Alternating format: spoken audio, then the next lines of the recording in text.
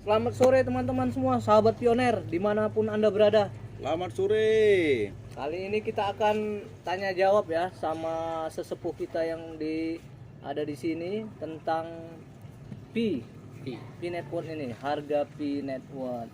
Apakah karena di grup sekarang banyak komen-komen yang memposting mereka merasa tertipu dengan adanya Pi ini, katanya kok nggak jadi KIC massal. Apakah benar itu, Pak? Jadi nanyanya soal yang mana dulu tadi nih? Nah, ini kita masalah KIC massal ini. KIC jadi atau massal. tidak tanggal 1 ini, karena tidak ada muncul fiturnya di Pi. KYC kan sebenarnya sudah dimulai ya.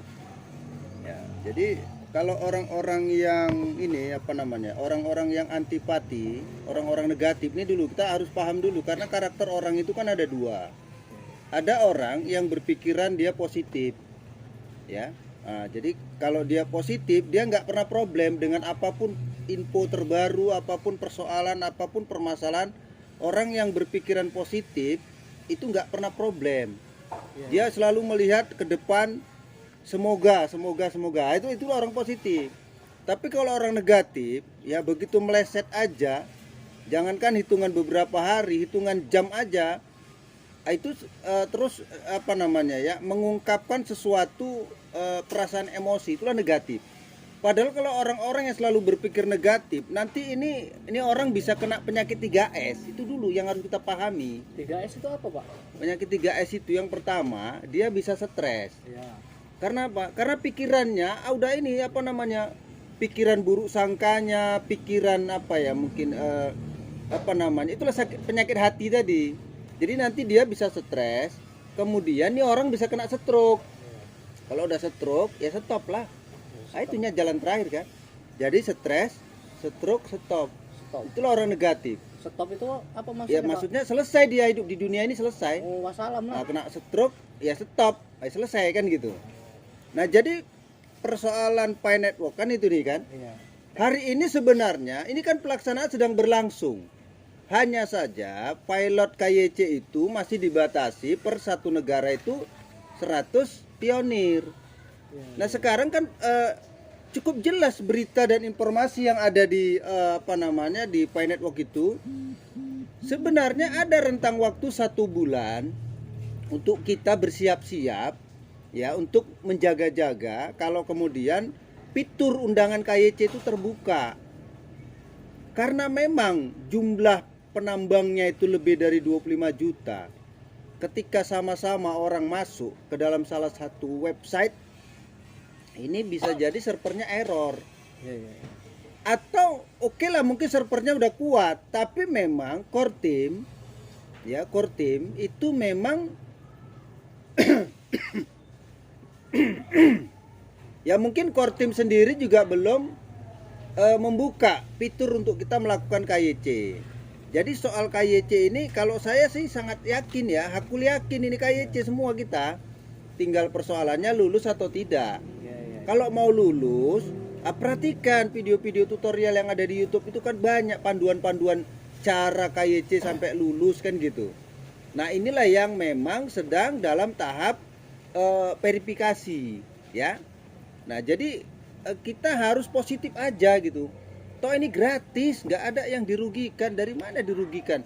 Menambangnya cuma 24 jam sekali, ngekliknya pun paling 2 detik atau 3 detik.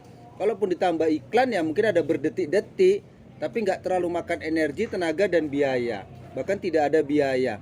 Kalaupun kena biaya, paling biaya paket lah, tak seberapanya itu kan. Iya, kemungkinan orang jam itu keberatan, Pak.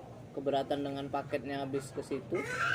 Jadi orang itu pesimis dia. Jadi makanya banyak yang di grup ini kita tengok postingannya, kenapa tidak jadi KIC massal sementara sudah tanggal 1 November katanya.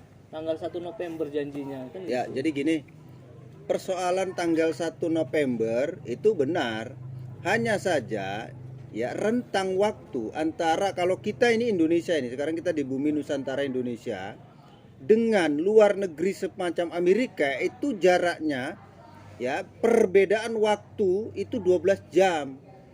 Kalau kemudian ada informasi bahwa tanggal 1 KYC dilakukan secara massal. Anggaplah misalnya hari ini tanggal 1 ini ya. Ya. Saat dan detik ini kita ngobrol nih kan tanggal 1. Tapi tanggal 1 waktu Indonesia. Indonesia. Nah, waktu Amerika kan belum.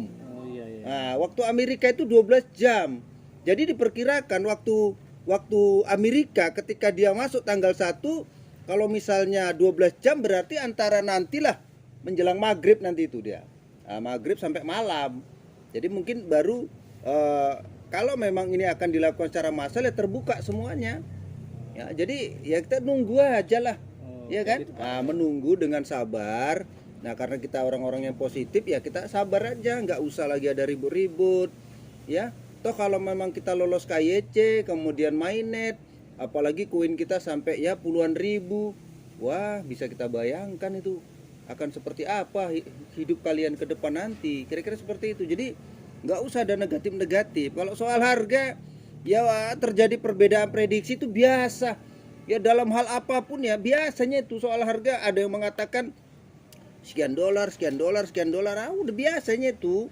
Namanya dinamika persepsi orang, dinamika prediksi. Ya biasa-biasa aja itu. Ngapain kita ributkan kan? Kalaupun Pak. $1 ya itu rezeki, kalaupun $2 itu rezeki. Syukur-syukur bisa 100 ya alhamdulillah. Bisa lebih dari itu gak syukurilah. Udah gitu aja. Gak usah pusing-pusing ya, cuman orang-orang yang negatif itunya yang